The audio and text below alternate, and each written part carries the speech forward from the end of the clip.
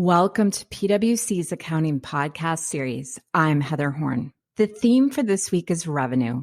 In today's episode, we're talking about revenue performance obligations, and then tomorrow, May 19th, I'm hosting a Rebuilding Revenue webcast focusing on the accounting and reporting trends in revenue.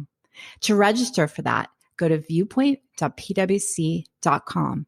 And if you're listening after May 19th, go there for the replay. But back to today. Identifying performance obligations is a topic that frequently comes up in consultations, and it's becoming even more relevant as more companies are exploring business models that include a combination of products and service elements. To help cover the topic and answer all my questions, I'm joined by two partners from PwC's national office, Mike Coleman and Angela Fergason. They have a lot of experience in this area, so I'm looking forward to an informative discussion. And now, let's get started. Mike, Angela, thanks so much for joining me today for a topic that is perennially popular with our audience, which is topic of revenue. And specifically today, talking about the area of performance obligations, which I know can get complicated very quickly. So looking forward to providing some more information in this area, as I know it's one that comes up frequently in consultations, and it's becoming even more and more relevant as companies are exploring different types of business models that include combinations of products and services. So Mike, just to kick things off today, can you give us some background on the topic and why we keep getting questions in this area? Sure, Heather. So identifying performance obligations is the second step of the five-step model. It's generally considered the most critical step because it determines the unit of account to apply the rest of the model to. And if you get that wrong, all the other steps are going to be wrong. So that's where the focus on step two is. It can significantly impact the timing of revenue, especially if the contract includes goods or licenses, which are a point-in-time revenue recognition, and services, which are typically recognized over time. As business models change, such as increased digitization, this means companies need to reassess promises in contracts. Some promises may now be material in the context of the contract, where they weren't before, or some which were accounted for separately may now need to be bundled together, or vice versa. Also, we see offerings that involve multiple goods and services, such as a device or piece of equipment, embedded software, a software license with cloud-based software and maintenance, or a combination of those types of elements. And the more things that you add to the mix, the more judgment you're going to have in trying to figure out what is separate and one is bundled. And in these types of fact patterns, there's a fair amount of judgment that is involved in making that determination. All right, Mike, that's good background. And it's funny, I've been talking to the podcast producer about, we always want to make sure at the beginning we say something that makes people want to continue listening. And when you said, if you get this wrong, going to get everything wrong, I think that's a good reason people should stay focused on this area. So with that then, Angela, why don't we move on and start with just the overall guidance in this area, and then we'll come back to some of these fact patterns that Mike talked about. Sure. So let's start with the definition of a performance obligation, which is a promise to provide a distinct good or service to a customer, or a series of distinct goods or services. But we'll focus here on what is a distinct good or service. Goods and services that are not distinct are going to get bundled together and accounted for together. If they are distinct, you account for them separately. So there are two parts to assessing whether a good or service is distinct, and you have to meet both criteria. The first criterion is that the good or service is capable of being distinct. And then the second is that it's separately identifiable from the other promises in the contract. And some people refer to this as being distinct in the context of the contract. So let's start with the first requirement, which is capable of being distinct. And this one is a little bit more straightforward. And a good or service is capable of being distinct if it can be used on its own or together with other readily available goods or services. And this is sort of a hypothetical assessment. It's whether it could be used on its own, not necessarily whether the customer is going to use it on its own. And just to give an example, A piece of equipment would be capable of being distinct if it could be resold for an amount greater than scrap value, or it could be used together with other goods and services that could be purchased separately. And another way to think about this is if a company or even one of its competitors sells the good or service separately, you sort of automatically meet this step. It's capable of being distinct. If you do not meet the first requirement, you would stop there. The good or service is not distinct and needs to be combined together with other things. However, if you do meet this first requirement, then you're going to move on to the second requirement, which is assessing whether the good or service is separately identifiable. And this is the one that we're going to spend more time talking about because it's the one that requires usually more judgment. The objective when you're assessing whether a good or service is separately identifiable is determining whether the company is promising to transfer individual goods or services to the customer, or whether they're promising to transfer a combined item, and the individual goods or services are inputs into that combined item. All right. So Angela, then just to recap before we go on, key question we're answering here is whether or not the good or service is distinct.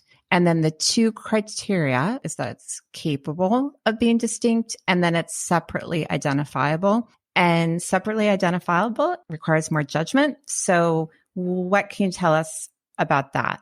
Sure. Good recap, by the way. Thank you. So there are we have three indicators of whether, actually the indicators are that a good or service is not separately identifiable.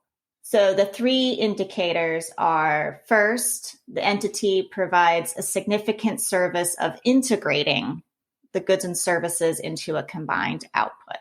The second is that one or more of the goods or services significantly modifies or customizes the other goods or services in the contract. And then the third is that the goods or services are highly interdependent or highly interrelated with one another. And again, these are all situations where you would combine the goods or services together. All right. So then, which makes sense then if you think about being highly interdependent or highly interrelated, why you would combine them. But what do we mean when we use those terms? Yeah, this is new terminology that was introduced by ASC 606.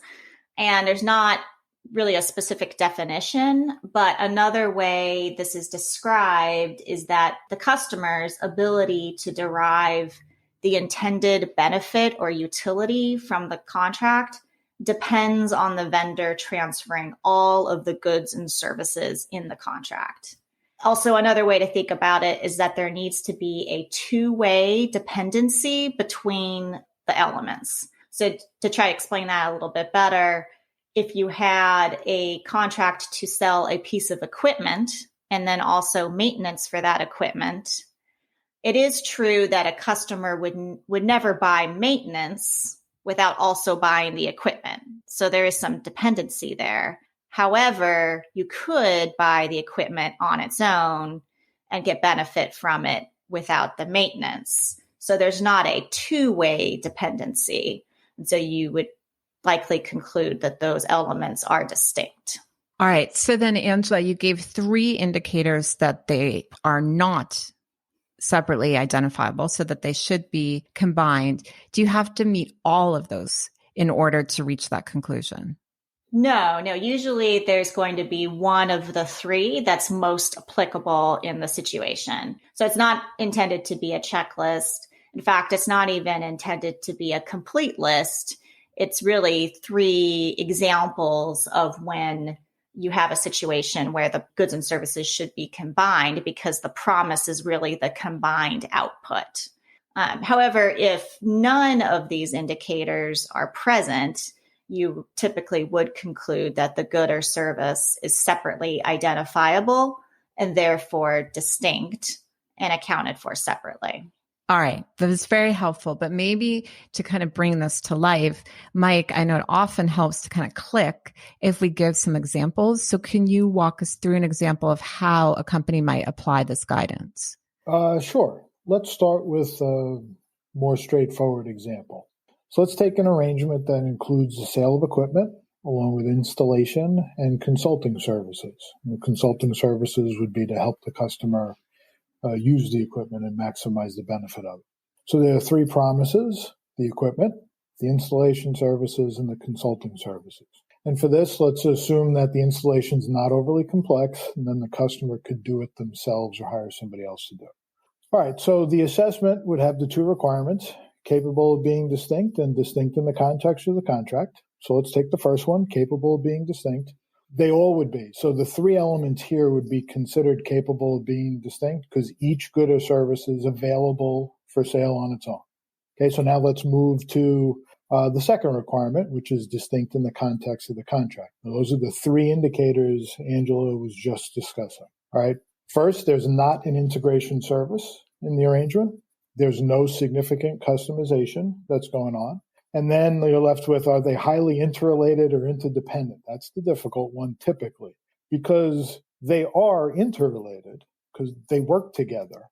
But since there isn't that two-way dependency between any of the goods or services, they aren't considered highly interrelated or highly interdependent. The entity would then generally conclude that each of those goods or services is separately identifiable. So they're not inputs into some combined item. It's the customer purchasing three things and we're delivering three things. And so then the entity would fulfill those promises to transfer each good or service separately. All right. So then just to be clear, once you conclude that each of the elements is distinct, then what are the implications for the rest of the model? The entity would then determine the total transaction price for that arrangement. The price would be allocated to each of those three performance obligations based upon their relative standalone selling price. Revenue is recognized for a point in time, most likely for the equipment as it's delivered, and then over time for the services for these types of services, be as those services are performed. Now, if you change the facts a little, you may get to a different answer. Let me illustrate that. So let's assume the installation of the equipment is highly complex. And so we're going to incorporate the customer's existing manufacturing process and related systems. If the entity concludes, remember those two assessments, it'll likely conclude it's still capable of being distinct. But then when we get into distinct in the context of the contract, this entity may say, hey, that installation is providing a significant service of integrating this equipment into their system, their process.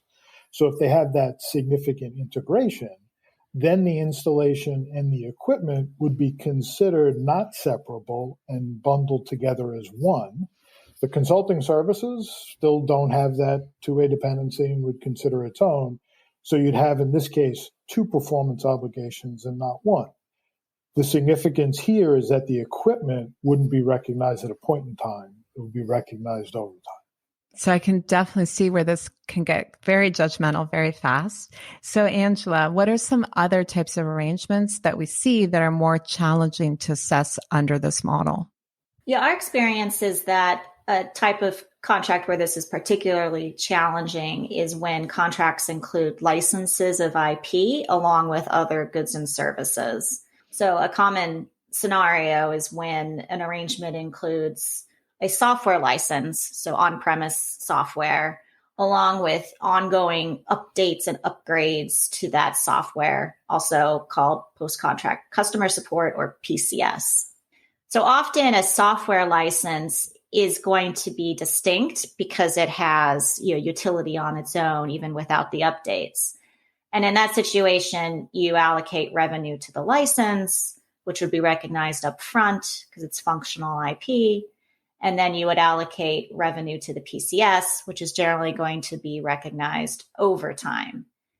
However, there are some scenarios where the software license might be combined with the future updates into a single performance obligation. And this is where the judgment really comes in.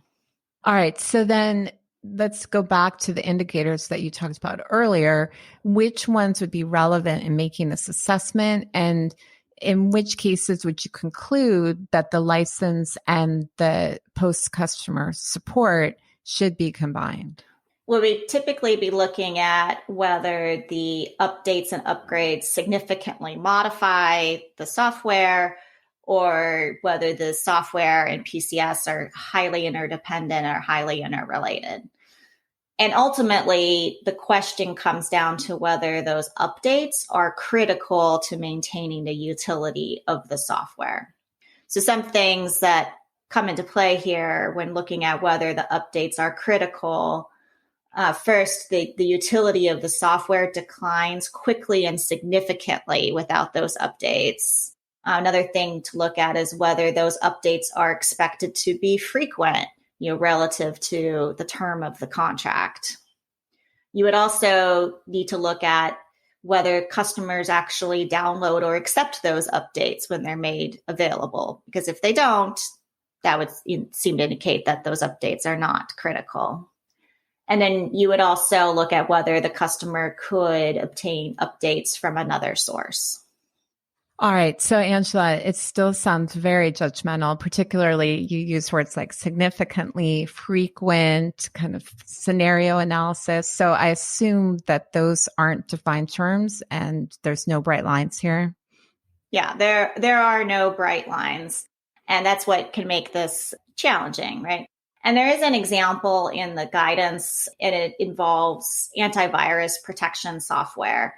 And the conclusion is that the software and then the updates and upgrades to that software should be combined into a single output.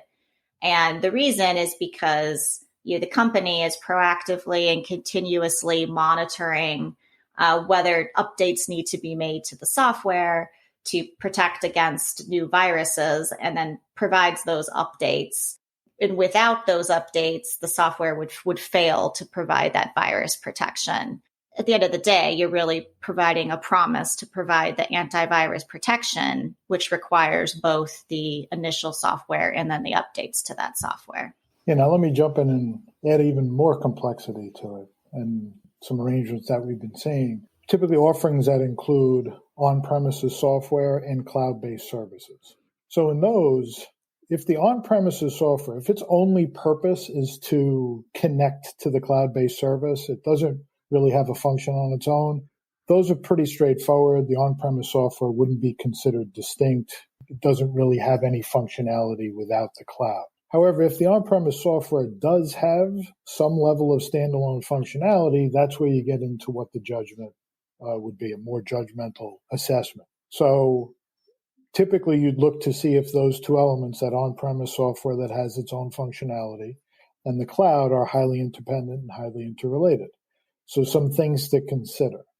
Are there that significant regular two-way interaction between the software and the SaaS? Is that interaction critical to obtain the intended benefit from the arrangement, what the promise was? And are those two elements together, do they provide new or different functionality that's transformative versus additive? All right. So then let's hit on that last item, because definitely have a question. What do we mean when we say transformative versus additive?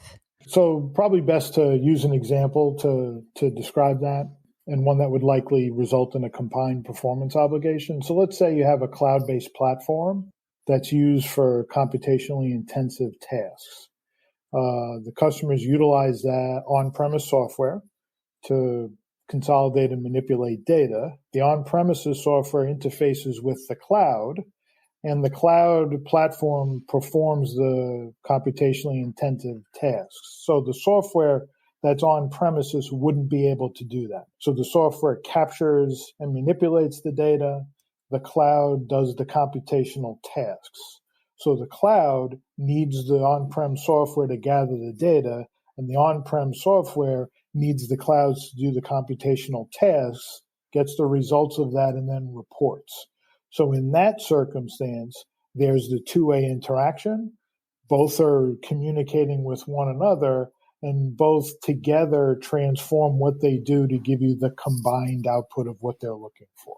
If I could just jump in here, I think sometimes what people focus on too much is the value that customers are getting from those cloud-based services.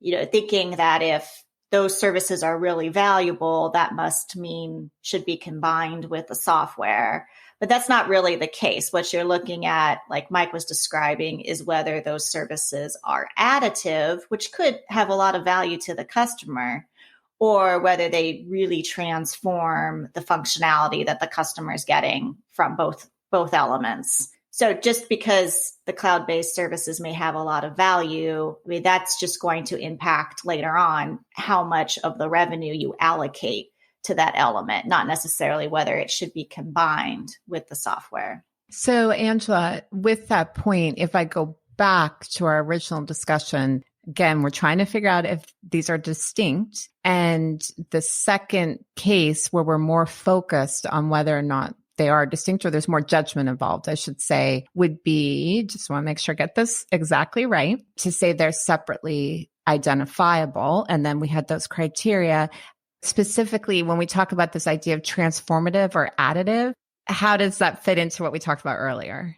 Right. So that's getting back to the highly interdependent and highly interrelated. My favorite topic. So if the cloud services are I don't want to say merely because it seems to downplay it, but if the cloud-based services are adding additional functionality, there's not necessarily that two-way dependency. It's just two different things. And they both probably have, a lot of value to the customer, but they're separate. It's when they're transforming the promise or the functionality into combined functionality that you can argue there's that two-way dependency. Okay, got it. So then basically you still go through the analysis we talked about earlier. This is just an additional consideration when you're making that part of the evaluation. Is that a fair comment? Yeah. Okay. Got it. Just wanted, like I said, want to make sure, particularly because I know some of our listeners won't be necessarily dealing with software. And so if they're trying to think about how to apply this to another case, just wanted to reiterate how it fit into the overall model. So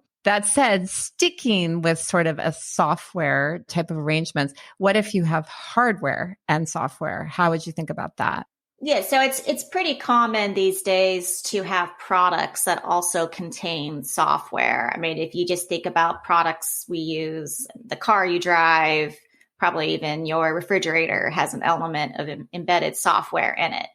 So you do need to assess when you have a product that includes both equipment or hardware along with software, whether those two elements are distinct. Primarily, the consideration in that case is whether the software is integral to the functionality of the piece of equipment. If it is integral, then it is not distinct and you would combine. However, this piece of the analysis is probably not the most critical because usually the equipment and the embedded software is all being delivered at the same point in time. However, where it starts to get complicated is if that product is also sold along with cloud-based subscription services. So now you're adding the element of the services to the arrangement. And just think about smart devices or anything that falls under the category of Internet of Things, right? You have both a piece of equipment and also a cloud-based service. So the question comes down to whether that piece of hardware with embedded software should be combined with this subscription services. And this does have a big impact because if you combine them together, then the entire offering would be recognized over time, even though that doesn't feel very intuitive when you're taking a piece of equipment basically over time. So some of the things to consider when you're thinking about a smart device or a piece of hardware with services is like, what is the functionality of that device without the services? And going back to this additive, transformative conversation, do the services just provide additive functionality? If so, then that's probably separate. Or does the functionality transform, the benefit to the customer? Then you would potentially combine. And you would also need to understand how those elements interact with each other. The more significant and frequent the interaction between the piece of hardware and the services, the more likely that you could support combining them together. And then again, thinking about that two-way dependency between the elements. I'd also point out here, and really for all the examples we've talked about, to some extent, you would also consider marketing materials. How is this offering being sold to customers? Is it being sold as one thing, or is it being described as multiple elements? And this is sometimes helpful evidence, but I would caution not to over rely on it, meaning that just because the marketing materials describe a smart device as one offering, it doesn't automatically mean everything should be combined together, but it could, be one piece of evidence that's helpful to that conclusion. Well, and Angela, I think when I was listening to you, when you say the word hardware, for a lot of people who aren't in this particular industry, you may think of hardware as like a mainframe computer in your office. But when you guys talk about hardware in these examples, you're talking about any type of device that can include some software element. And so I think, again, a key point for our listeners here would be, even if you don't think of yourself as a hardware company, and you may not think these examples apply to you, if you are selling devices or equipment or anything else that includes software, you need to stay focused on this. Yeah, absolutely. All right. So then, Angela, Mike, definitely this complicated topic, I think, is very helpful. All the examples we've run through. If I were to ask each of you the key takeaway for our listeners, curious what you would say. And Mike, I'll start with you for that. Yeah, so for a lot of these arrangements, it's going to require some diligence to make sure you make the assessment correctly. And you look to talking to a bunch of different groups within the organization. You want to talk to marketing and sales, customer support to see how the product's being marketed. But a lot of times you'd even want to talk to the product engineers to really understand the functionality of each of the individual pieces. So that's probably the big takeaway for me. And Angela? I think I'd go back to the probably that last point I made, is that just because you may be marketing an offering as a single solution to your customers, that doesn't mean you should automatically combine everything together into a single performance obligation. I'd also say, don't assume that combining everything together and taking revenue over time is more conservative. I know sometimes people think that's like the safe answer, but it really is probably more the exception than the rule at this point. And so you do need to do a very comprehensive analysis to assess whether the individual elements are distinct or should be combined together. And then, of course, we can't have a conversation about revenue without talking about disclosures, Heather. So, this is particularly an area where disclosures are critical in order for the user to understand, like, what are the promises in the contract and what were the judgments around deciding whether to combine them together or account for them separately. And, like everything else, this disclosure shouldn't be boilerplate, generic. Disclosure really should be specific to the company's situation and the conclusions that the company reached.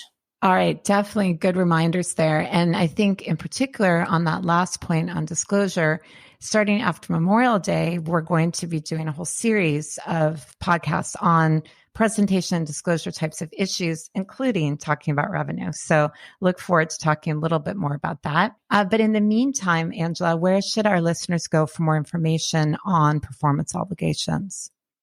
You can look to Chapter 3 of our revenue guide. And that's where we go through all the details on identifying performance obligations. All right. Well, both, thank you so much for joining me today. Really appreciate all the insight. And just to wrap things up, we're looking ahead to summer, and definitely, I know I'm very happy the warmer weather's here, but just curious if there's anything in particular you guys are looking forward to as summer is approaching. So Angela, I'll start with you. Yesterday, my two younger kids went in the pool for the first time in the afternoon, and I was so excited to see them in the pool because it's an activity that keeps them from being bored and also a way for them to get a little extra exercise. So I'm definitely looking forward to more time in the pool now that the weather's warmer. Very nice. And Mike, how about you? This may sound simple. I'm just looking forward to it being warm. In the Northeast, it's been just cold, even up until now. It's still cold out. So I'm just looking for warmth. Nothing special. I have a space heater sitting right next to me. So I definitely understand being warm. And I will say for myself, my son has been away at college for his first year, and I'm so excited he's almost home. So definitely looking forward to that. Join me back here every Tuesday for new episodes on all things accounting and reporting. And remember, to continue your week of revenue, as well as earn some CPE credit, join our Rebuilding Revenue webcast tomorrow, May 19th. To register, go to viewpoint.pwc.com. And don't forget, if you're listening after May 19th, you can also check out viewpoint.pwc.com for the CPE eligible replay. And on Thursdays, join me for our Forecast 2021 mini-series for CFOs and controllers. This Thursday, we're looking at tectonic forces, what they are, and how do they impact us from a business perspective. So that you never miss an episode, follow the PwC Accounting Podcast series wherever you listen to your podcasts. And to stay up to date on all the latest content, let's connect on LinkedIn. For PwC, I'm Heather Horn. Thanks for tuning in. This podcast is brought to you by PwC, all rights reserved. PwC refers to the U.S. member firm or one of its subsidiaries or affiliates, and may sometimes refer to the PwC network. Each member firm is a separate legal entity. Please see www.pwc.com/structure for further details. This podcast is for general information purposes only and should not be used as a substitute for consultation with professional advisors.